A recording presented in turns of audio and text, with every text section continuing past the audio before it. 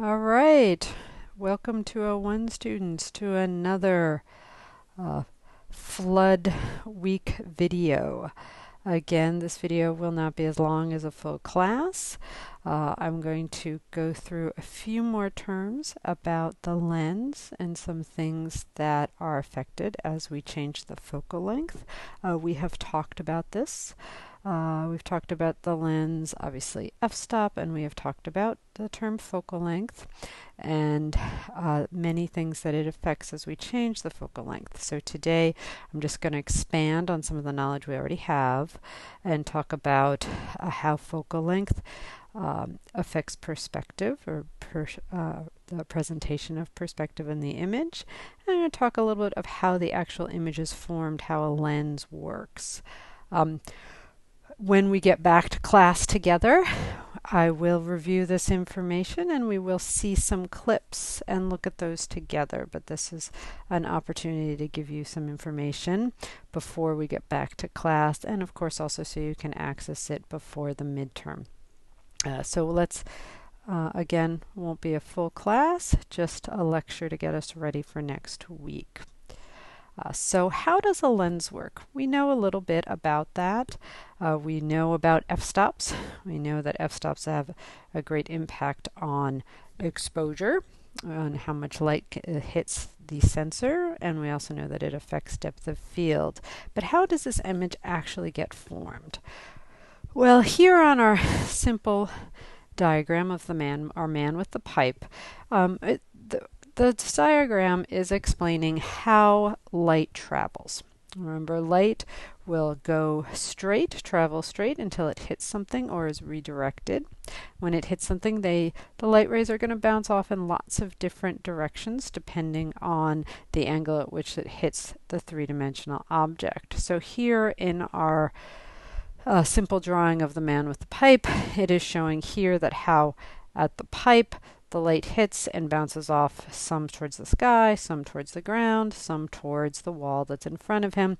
And then as an alternative point, they're also looking at the point here at the end of his coat, where again some light rays are bouncing towards the floor, some are above, some towards the wall.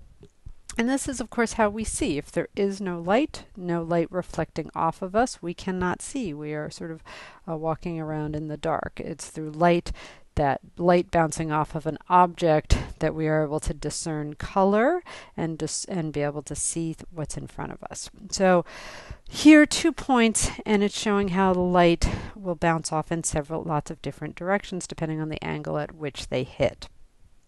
So light bounces. Some light will always be absorbed. Of course, the darker an object, the more light is absorbed. The lighter, brighter, more shiny an object, the more light is going to be bounced off. What light is not absorbed bounces off and takes on the color of the object it has bounced off of. When we have talked about lighting design or talked about bouncing light, that is something that we talked about. That light will take on the color of what it bounces off of. So if I wanted to warm up the color tone of the light on somebody's face, I might take my regular white light and bounce it off of a gold reflector to give it a nice warm tone. So this light is bouncing off, and it's bouncing in all different directions. Now here, all those examples of light rays bouncing have been removed only to show the few light rays that bounce on the same direction, a very similar path. Right? All those light rays were bouncing against this wall, but if we were to take that wall and put a tiny little hole in it, very few of those light rays would actually bounce through, but a few would, right? Many were bouncing up towards the sky, many were bouncing towards the wall or the floor, but here we have just a few that are on the same trajectory and are going to go through this hole in the wall. And here, so therefore, because they have to be on the same trajectory, going in very similar directions to make it through the hole, the light rays representing the same point in front of the wall are going to fall in similar places. All right, so all the light rays that are bouncing off of the pipe just a few are going to get through and they're going to fall close to each other. And the same thing for this point. The few light rays that get through are going to fall close to each other. And again, remember, if that pipe were red, the light rays would be red. So this is how an image is formed. A very simple image is formed. Light rays traveling, if we have a small enough opening, the ones that do travel and get through that wall, that hole in the wall, will fall in the same place, representing similar points. All right, so there we go. If we block all but a small hole, the light rays that get through fall at the same place. And of course, we have a huge drawing of this man, and the reflected image of him is big, so that would suggest that it's a wall. But of course, this might be true for something smaller, like a sensor or a piece of film. These small circles, right, they're going to vary in color and intensity according to what they bounced off of. These circles of light are called circles of confusion, and they cluster together to form the image. So this term, circles of confusion, refers to the light rays that are creating the image, whether it's on a digital sensor or a piece of film. If the hole is large, but there is no other light source, objects will be apparent, bright elements versus dark elements. But there's so many light rays that they are clustering and they're spreading around each other, right? So they're running on top of each other. So we get a sense of what's in front of us, but it's not clear or focused, right? But if we were to make a smaller hole, and we allow less light, well then those light rays that do get through, there would be less of them and they would cluster closer together. And if we do that, we get a clear and what we would call a focused image. So now we can see that what was just sort of a white area is clearly a picket fence, and that this sort of the definition of the barn is much more clear. Right, so when we use the term focused, we're really referring to how tightly clustered the circles of confusion or the light rays are on the sensor or piece of film or the wall, right? If you were talking about a camera obscura. So when we talk about lenses, the only thing we actually need to create an image is a very small hole and no other source of light, right? We usually have more complex lenses that have glass in them, but we do not need those to get an image. And so sometimes students who have taken photography classes or alternative photography classes might have used a camera obscura, or what we also refer to as a pinhole camera, which is a camera without a lens, but just a tiny little hole. Of course, here we're dependent on the available light when we're using a camera obscura and we're not using a full lens. All right. But the hole that we're talking about here that are allowing in light rays to create circles of confusion to cluster together and create an image, we are familiar with this already, but we refer to them as f-stops. All right, so whenever we talk about the f-stop, we're really just referring to the hole, and whenever we're referring to the specific number of the f-stop, it's helping us to know whether that hole is bigger or smaller. And of course, we have learned this already, that the size of the hole affects depth of field, right? And now we can start to understand why, that the larger the hole opening, the more light rays are coming in. And so now we've understood that that's why exposure will be greater, that more light rays are coming in. But now it seems to make more sense about depth of field. The more light rays there are, the more they're overlapping each other, so the less crisp and clear the image will be over certain areas, right? But the lenses that you use on your cameras do have a piece of glass, right? And the reason we do have a piece of glass is that a lens will gather and direct light so that we can get an image with less available light, right? If we are just using a hole to create an image, we can create an image, but usually we have to have a pretty long exposure. If we want to be able to capture motion and we want to do moving images, we're going to have a lens that will gather and direct light. And here the example is showing us how this light rays are bent, right? This light ray would normally just sort of shoot off over here and would be nowhere near the hole in the wall. But obviously the lens, which would normally not be this big, is bending it. And that is what one of the things that a lens does. It bends the light rays. And if you notice here, this piece of glass is convex, right? It's bent. This is important. That is what bends and redirects the light, right? This allows us to have brighter images with less available light. So this was a pretty good invention. All right. This convex lens, again, gathers and redirects light towards the sensor or the focal point.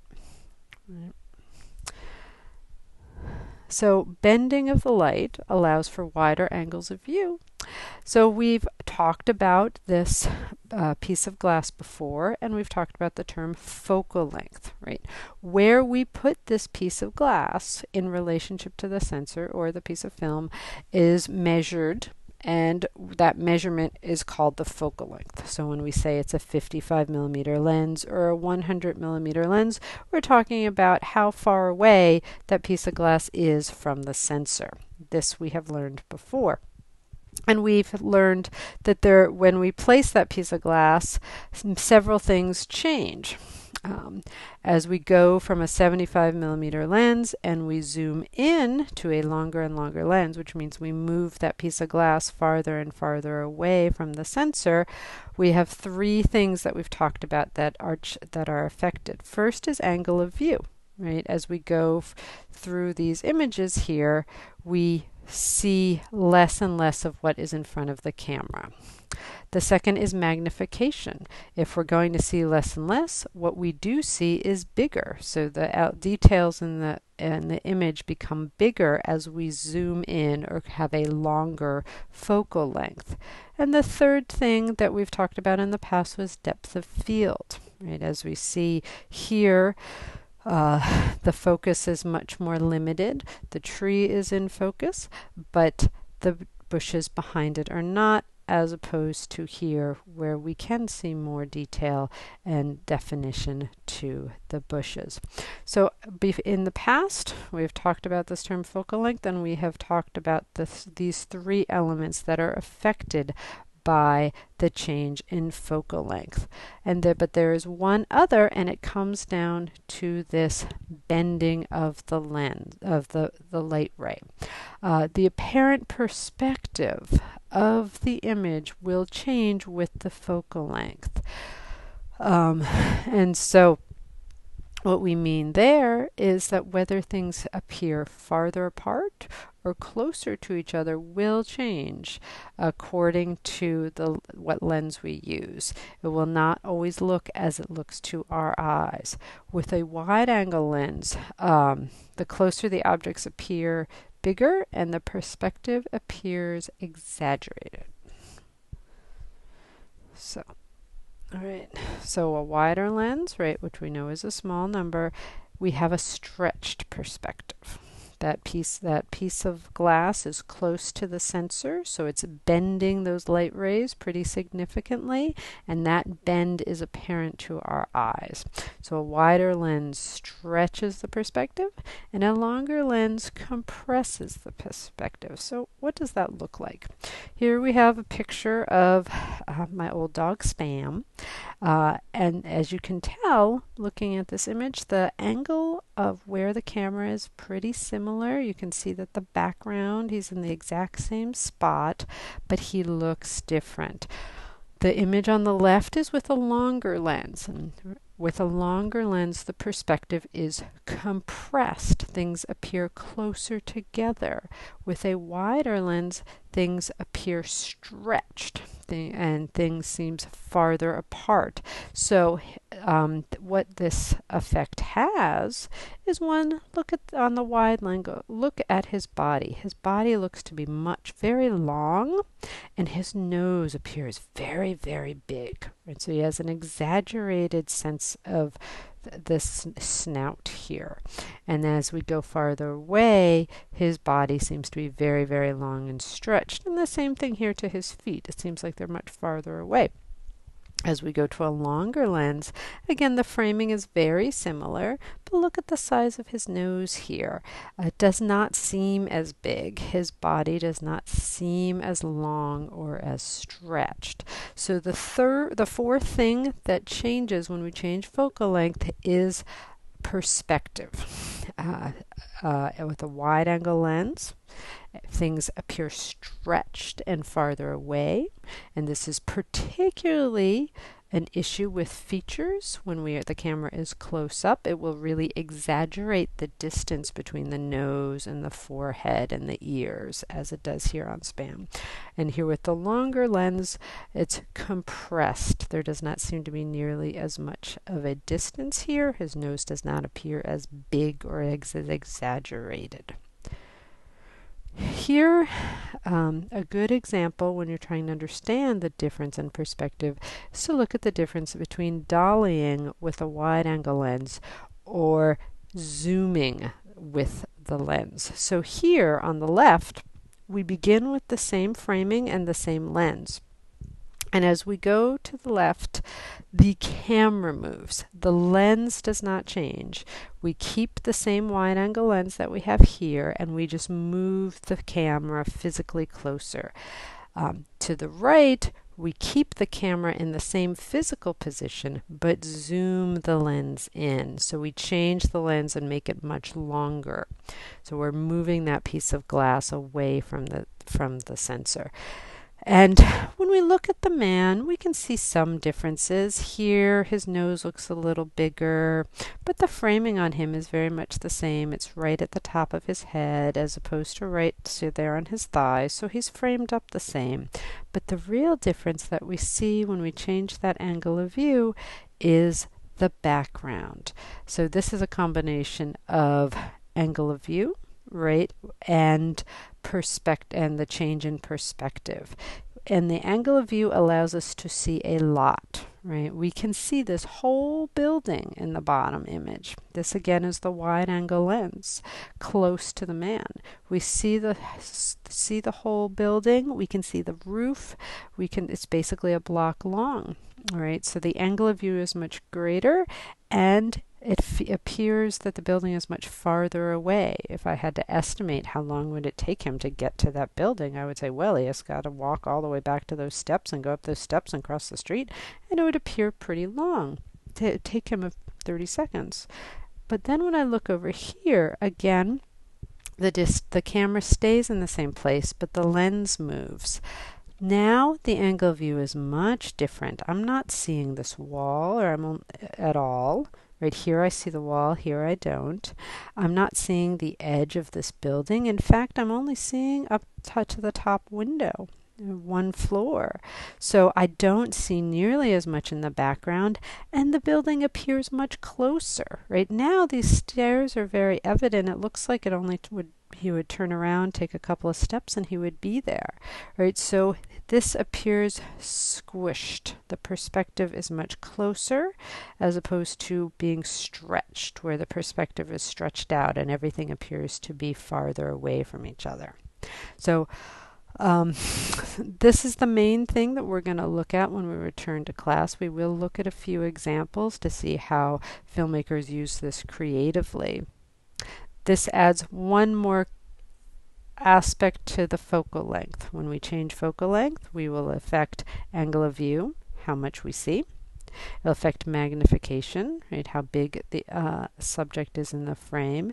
It'll affect depth of field, and it will affect the representation of the perspective. A wide angle lens will appear stretched, and a long lens will appear compressed. And we will look at some examples in class.